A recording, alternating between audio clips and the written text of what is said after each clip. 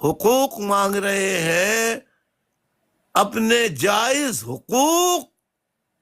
کا پرامن طریقے سے وہ مظاہرے کر رہے ہیں، تو ان پر طاقت کا استعمال کیوں کیا جا رہا ہے؟ میں طاقت کے اس استعمال کی حکومت پاکستان اور لا انفورسمنٹ ایجنسیز جو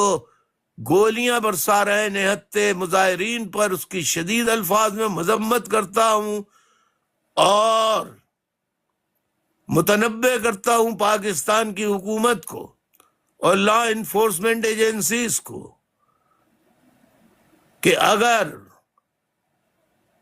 کشمیر کے عوام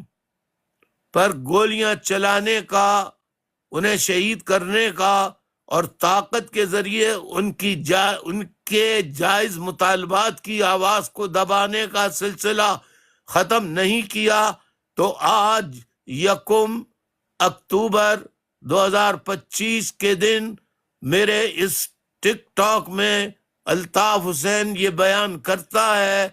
کہ اگر یہی صورتحال رہی تو کشمیر کبھی، آزاد کشمیر کبھی پاکستان کا حصہ نہیں بنے گا۔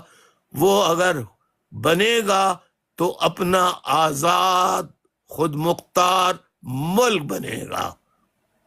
لکھ کے رکھ لیجئے۔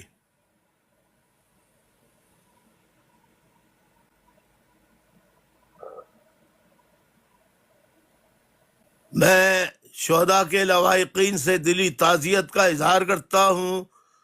زخمیوں کے لیے دعا کرتا ہوں کہ اللہ تعالی انہیں جلد صحت یابی عطا فرمائے،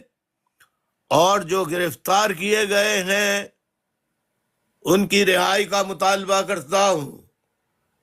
کشمیر کے عوام کی آواز کو طاقت کے ذریعے دبانے کے بجائے ان کے ساتھ بیٹھ کر مذاکرات کر کے امن کے دائرے میں رہتے ہوئے ان کے جائز مطالبات کو مانا جائے اور ان کے مطالبات تسلیم کیے جائیں۔ کشمیر کے عوام کو ان کے بنیادی حقوق دیے جائیں۔